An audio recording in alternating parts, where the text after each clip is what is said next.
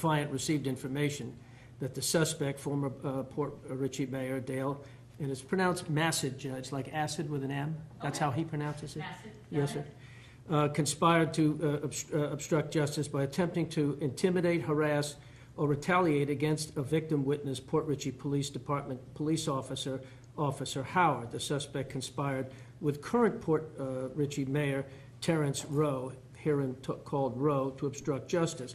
Then it talks about the charges that he was in on.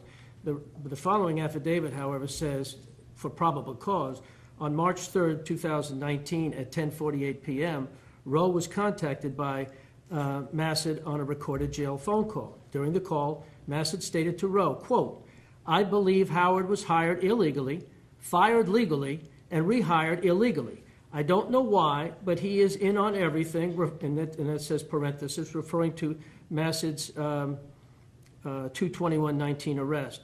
Rowe stated, "I'm in on it." Massad stated, "Okay, so do anything you can, so anything you can do is good." Rowe replied, quote, "You know, this doesn't go down without somebody answering for it." That's the probable cause, Judge. There's nothing indicating in that, what I've read in the court, that establishes any kind of obstruction of justice in any way you read it. So if this is what the court's traveling on, they certainly can file charges if they believe that there's more than this available. But before the court right now, it's the four corners of this affidavit.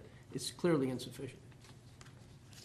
Well, it's insufficient because you don't find that him asking someone who's the current mayor of the city, when we're talking about a police officer who's named in the arrest affidavit for the underlying charge, and he was also named in the RPO that was filed against your client, and is the person who, from my reading of the, because I went back and read the original PC, because I didn't do the original advisory on his charges, it appears that they allege in that probable cause affidavit that it was Mr. Howard, Officer Howard, that was the person who he gave medical procedures to, which led to the arrest warrant, the affidavit, and the search warrant, and everything else that came forward. So this Officer Howard is the person named in that probable cause affidavit. So he is the person that's involved in all parts of that. He's also the person that's named in the RPO as someone with knowledge that he's dangerous with a weapon. So when he says, and I'll quote it, "I believe Howard was hired illegally, fired illegally, and rehired legally. I don't know why, but he is in on everything." Everything referring to his charges, because we're talking about what he's in on everything. And then he says, okay, so anything you can do is good. What else could he mean? I mean, Officer Howard is the person who is named in the probable cause affidavit that put him in jail. He's calling the current mayor of the city, who Officer Howard works for that city, so therefore he works for that agency, and he's saying anything you can do is good. And he names Officer Howard in there. How is that not tampering? Because he's not saying to do anything illegal. He's saying do everything. Well, but that doesn't mean everything that's legal, Judge, or anything that's illegal, Judge. It doesn't. Well, that's right. You shouldn't be talking about the guy at all. Well, he is an officer of the city, which you used to be the mayor of, which you are no longer the mayor of. So you don't have any control. There's nothing for him to be talking about. He is no longer the mayor of the city. But what if he's a friend? What if he's a friend? Which he is a friend. A longtime friend. A longtime friend of who? Of the new mayor. Okay. So he makes a call to him and says, "Do whatever you can do to help me out." Does everybody in this courtroom would say the same thing, Judge? He's not saying do anything illegally. And by the way, this officer, by the way, Mr. Klein, please don't yell at me. Look, if he was talking about, if he merely said, "Do anything you can do to help me," we'd probably be in a different posture. But he names the officer. Correct. That is tampering, as far as I'm concerned. So you may disagree with my finding of probable cause, but I find probable cause. If he would have said, "Hey, do anything you can do to help me, this is crap, this is bogus, I didn't do anything wrong, they got nothing on me," we wouldn't be here. But he talks about the person who is the reason that he's in custody. And then he starts talking about whether he should have a job. And then he starts telling him, do anything you can do, to the mayor, who controls it. So he's basically putting pressure on someone to do something to a witness in this case. So in the end, a jury may agree with you. But for me, in the four corners of this is clearly probable cause for tampering. I respectfully disagree. I understand. Okay. But when you look at conspiracy to obstruct justice, and you're talking about going to someone who has authority over a person who is a witness in your case and telling them to do anything they can do to help you out, that to me is obstruction. 100% obstruction. So I disagree with you, and I do find probable cause.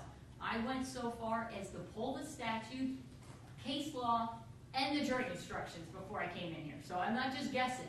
I understood what you're saying. I was trying to figure out where they were going. I wanted to see how Officer Howard fit into this because I didn't read the original PC because I wasn't the original advisory judge. So I didn't realize he was the actual person who went and got the medical procedures done, which they used for the original affidavit. So, and he's also the officer that they used for the RPO. So he is by far the person who's most involved in this from Port Richey Police Department. And he's saying, you know, hey, he's illegal. He's legal, illegal, anything you can do. That to me is telling other people to put the screws to a witness in your case. So. And I look at it, of course, differently than the court. And unfortunately, we're not here to litigate the matter involving improper practice of medicine. But this man, Rowe, solicited this man at his house and said, I got a bum knee, and wanted some advice on it. He didn't give him any medical treatment. I know that's for another day, but there's no reason for my client to want this man out of the picture or to intimidate him or harass him. Just want that on the record. Then why would he name him? Why would he name him? Well, because he doesn't think he should be working as a police officer. The police fired the man for lying on his application. They fired him. He goes to a hearing. He gets his job back. Legally. What's that? Well, I agree with you. I understand that what the ruling was. Right. So that's been settled. I mean, he may not be happy he's an officer, but he got his job back legally, the way you do it in this state. I understand. He obviously didn't like that, but to tell the current mayor to do anything you can do to someone he has authority over, who's the basis of why you're in custody, I don't see how you see that any other way. And, you know, Mr. Massad should understand that everything he says and does outside with people on the outside is recorded. So whatever he said, it's not like they're, you know, deciding what he said. They have the recording, and tone has a lot to do with it. I don't even have the tone, so all I have is the word. I'm sure if I heard the tape, there's probably some tone in there too, but could go in my favor. Good. All right. Good. All right. All right. So at this time, I'm going to find probable cause, and bond's going to be remaining at $5,000 on each charge. All right, and then this. Okay, just a minute, I got this. Since Mr. DeFlaming is representing you on that charge, the statewide prosecutor is saying that she has filed a motion to revoke bond on that charge, which is 19-1155, and I would assume, Ms. Peters, it's based on the allegations in the new PC affidavit. Yes, Your Honor, and to the motion, I also attached a redacted affidavit that removes some of the personal information of the defendant. And I did provide that to, at Mr. Brunfard's request, I provided that to him.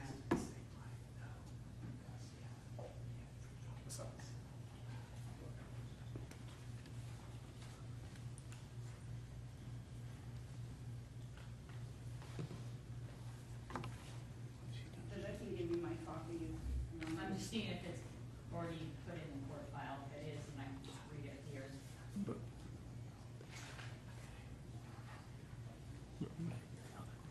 Bring that out at the trial.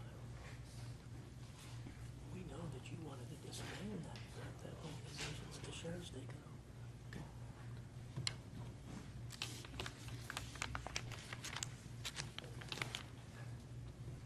I do not see it. Can I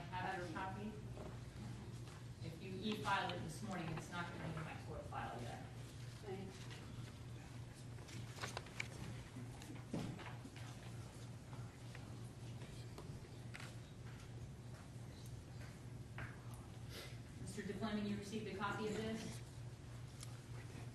Give me the one, we didn't want to read it. Motion to revoke pretrial release?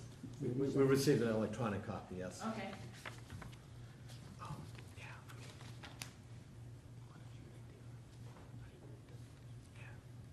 Well, I think the problem is it's our discretion on the, Because of that. because of Santiago, yeah. So, the whole question is whether this PC, if you make a ruling this PC, we gotta take it out. Right. Want to go ahead with the other hearing? I think we should. Yeah, why not? Why not? All right, I reviewed the motion filed by the statewide prosecutor, and in that motion, they've alleged that based on the new probable cause that I just found on the new, information, that they are asking me to, revoke his bond on case number 19 CF 1155 and hold him zero bond based on the new charges. Is that correct, Ms. Peters? That is correct, Your Honor. All right, Mr. Fleming, your position? Judge, my position is, and I'm not going to re-argue, I think the probable cause that you found, with all due respect, is tenuous. I think that it's discretionary with you whether you do revoke his bond or whether you keep the bond. I'm asking you, based upon the allegations contained in that one phone call that you and I disagree about, that you exercise your discretion and that you permit the bond to stand. Well, I appreciate that, but based on the fact that Mr. Massad is going forward and I'm finding probable cause on the fact that he's already conspiring to obstruct justice on the new charges, I'm going to go ahead and grant the motion by the statewide prosecutor in case number 19 CF 1155, and I'm going to go ahead and modify his bond in that case to zero based on the new charges. Now, if the state decides not to file the new charges, I would reconsider a bond reduction, whether putting back the original bond that was filed or having a further bond reduction immediately upon them deciding not to file. If you convince them that it is tenuous and it's not best to file the information, I would reconsider the bond, okay?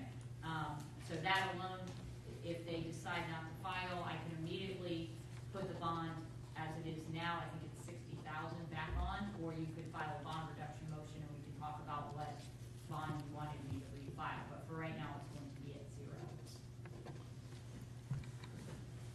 Judge, I anticipate that the court's going to say, the state attorney's going to say that we need not go forward with the Arthur hearing because of the ruling that you made, that you just made. I'm going to maintain that the Arthur hearing should go forward. My client may want to exercise his ability to take a habeas on the basis of the court's decision just now. If you do, and then what's going to happen, if they agree with that, is they're going to return it to the court for an Arthur hearing. If we handle the hearing, they can handle both at the same time. In the event that you deny the Arthur hearing, they can make the decision whether or not bond should be globally awarded to Mr. Massad on all charges. Okay, that's fine. Okay. We can go forward. It's a different case. He had a bond on the original charge that I've just modified. He has no bond on the other case, which is, we're set for the Arthur hearing, which is 19 CF 1154. Ms. Beckman from the state attorney's office is be handling that one. Ms. Beckman, any objections to moving forward on the Arthur hearing? Judge, I would ask the court to rule on the state's motion to find probable cause and revoke bond prior to addressing the state's motion for pretrial detention. Well, at this point, I've already revoked his bond on the one case. I think it directly, is connected to, but on the Arthur hearing, I would hear, I wouldn't find that he didn't have a right to bond other than the Arthur reason. So, the reason I revoked his bond on the one is because I think it directly is connected to that case, but on your case, it's a little different, so. And Judge, I did move the court under Florida statute 903.0471 with the court finding a probable cause that a new law offense has been committed. Whether or not it does relate to the underlying offense charge, we would move the court under that. And I did cite a case, Your Honor. Well, I think you're right, Your Honor. I think there's no nexus in that one. You certainly can exercise your discretion on the basis of the prosecutor's request, but I understand your reasoning as to the other charge. Your Honor, the other thing that's important to note about the case that the state is about to cite, I believe, which is Santiago versus Ryan, 109 Southern 3rd, 848, is that it applies in scenarios where there has been pretrial release. Whether or not you've actually been released, as to this particular case, there has not been pretrial release, and so therefore it's inapplicable and distinguishable. Your Honor, if I may continue, when I was addressing the court, in Santiago v. Ryan, the court held that the defendant does not have to be released from jail on their bond conditions. And in that case, they also cite individuals who are subject to probation following a jail sentence where violations are deemed in custody. And in the examples they have are domestic situations in which an individual is using the jail system to make phone calls to a person with whom they've been ordered to have no contact. And the courts have held that you do not need to be released from custody or have the ability in that moment to be released, only that you are subject to the court for a pending offense before the court can make a finding that a pretrial order has been violated and hold them no bond under that statute. Do you have a copy of that case? I do so.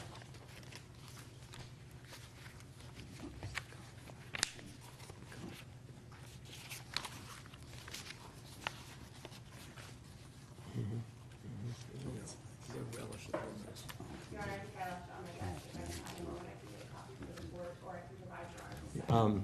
I should have one, Your Honor. Problem is I'm not getting my Westlaw certified. They redid my computer. I have a case. Do you have a copy? Yep. And then if I could give you a case, I'm going to reference in Bynum, 954, subsection. Yeah. Oh, I know. I know.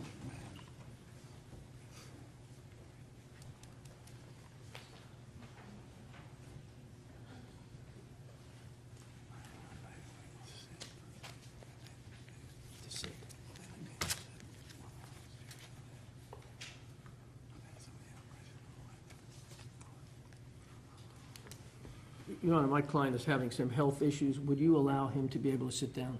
Sure, you can sit right there. If you need him Go to to the le- testify, go- the microphone takes him up best over there.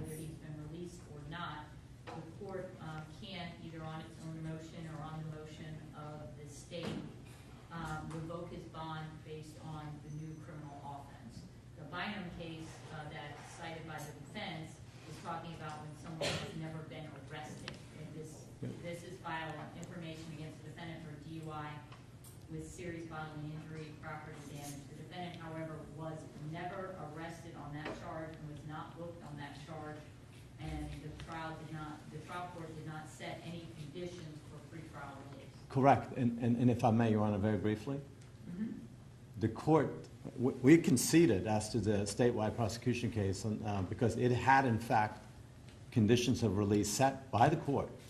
The reason we did not concede as to the case that we're scheduled for Arthur hearing on, conditions of release were never set on that case. That is why it's distinguishable. In that case, no conditions of release were set. He was held on no bond. That's why we're here today, to address whether or not he's entitled to bond. So it is distinguishable just because you said it for the other charge doesn't mean that it applies to this charge. Well, I appreciate the nuance of that argument.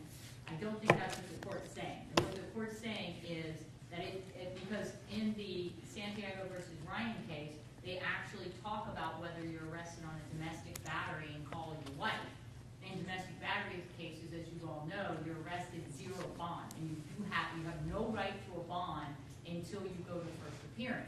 They say in Santiago, the court can find that if a phone call is made and the tampering is found, the court can find zero and not appoint any bond whatsoever and keep it at zero. So they literally talk about that in here, which is similar to the case that we have in front of me. So at this time, I agree with the state. I'm going to go ahead and find that probable cause is found on the new charge, and therefore on the case, on both case numbers 19 CF 1154 and 1155, I'm going to hold the defendant zero bond. However, again, if for any reason the state decides not to file on the new case, whether the statewide prosecutor doesn't find that they can, make enough for an information, then we'll be back having a hearing about setting a bond. And at that time, if the state's going to again ask that I hold him zero bond under an Arthur hearing, then we're going to have an Arthur hearing. If the state's going to, concede some bond terms that they think I might be able to set, and they don't file an Arthur motion, then at that time I'll talk about bond. Ms. Beckman? Judge, I did just want to, for the record, at this point, withdraw the state's motion for pretrial detention based on the court's ruling on our motion to revoke bond. Okay. I don't get the So at question. this point, it'll be withdrawn. However, as I know, I'm going to tell both sides, including the statewide prosecutor and the state, that if the statewide prosecutor does not file the new charge, if no information is filed, you can immediately contact my office and set a bond hearing immediately. I will make time in 24 hours, 48 hours, whatever it takes to have the hearing. So I don't want your client kept any longer without a bond if they don't file the new charges, because that's the basis that he's being held right now. So if they do not file the charges, I will make time on my calendar to immediately have a hearing, whether that's over lunch, whether that's, in the afternoon, after 5, I'll make it happen. I don't have any intention of keeping someone in custody on zero bond if the statewide prosecutor doesn't file any charges. Okay. So, Judge, first of all, you should know today's the 21st day. So we're entitled to an adversary preliminary hearing, and I think we can go ahead. Number two, and they final might have, motion? well, I'm making it now. Today's the 21st day. Well, it has to be in writing, and we have to have it. So you can't just say, it's 21st day, let's have a hearing. The rules are pretty clear. You have to file it, and then we have to set a hearing. Okay. So, Well, as far as the Arthur hearing is concerned, Judge, we are still entitled. We are, as the defense is entitled to an Arthur hearing. So in other words, they're giving bond. no. Well, then if, I have set his bond at 0 based on the new charges, based on that part of the statute. So right now, he's 0 bond on both cases because of the new charges. okay, including the attempted murder. Correct. On all the charges. So I'm finding that he has, probable cause has been found that he committed a new offense while he was in custody on another offense. He has the bond for the new offense. The old offense is, I'm setting the bond at 0 based on the fact that I found probable cause on the new offense. They've withdrawn their Arthur hearing. If for any reason, you want to go ahead and set your motion for a prelim, I have time next week, I'm sure. Ms. Beckman and I have a trial next week. That's not gonna take all week, so contact my office, contact, both sides, and we can have the prelim next week, I'm sure. Ms. Beckman, Ms. Peters, you think you could have a prelim by next week? Sure. Okay. I'm not gonna pick the date, I'll let you all get together, but if you wanna file your motion for a prelim, we'll have a prelim. Okay, Judge, we'll file it tomorrow. You want us to coordinate with your office or with the state attorney's office, or both? Well, Ms. Beckman and I are in the trial. Definitely Monday's out, because we're Okay. picking a jury. But if you can get with her and figure out which day during the week, we'll go to trial. She can figure out what day she wants to do the prelim and what day she wants to do her trial, and I'll make my calendar fit into both. Okay, So, and I think Ms. Peters has already filed her charges, so she was within the 21 days. right, Okay, so we're good. all right.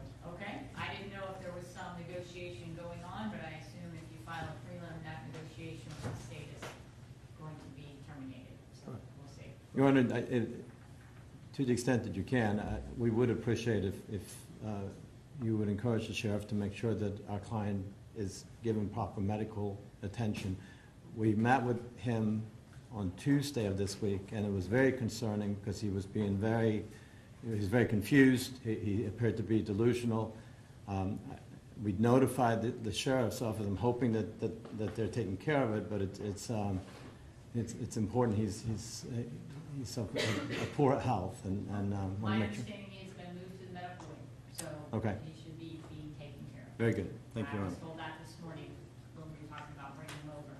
Okay. They wanted to make sure he didn't have to be in too many places at one time, that's why I took care of the advisory and all of this together, but I'm told right now he is housed in the medical wing.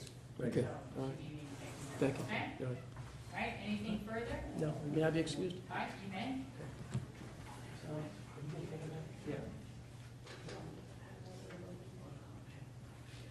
Your Honor, I'm gonna prepare an order on both cases for the county. Okay, I didn't order revoking any bond. So you do not have an order? Nope, got it right here. Thank you. Thank my clerk. Thank you, Madam. You're welcome. On my arraignment calendar, I think I've done all the dates.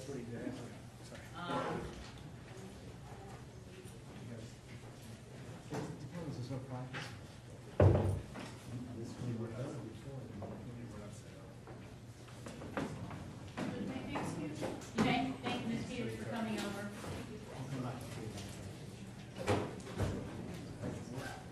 Brent, thank you. Thank you.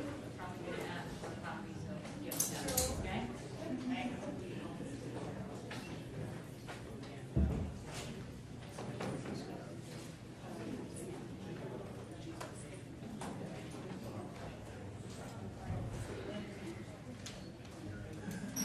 All rise.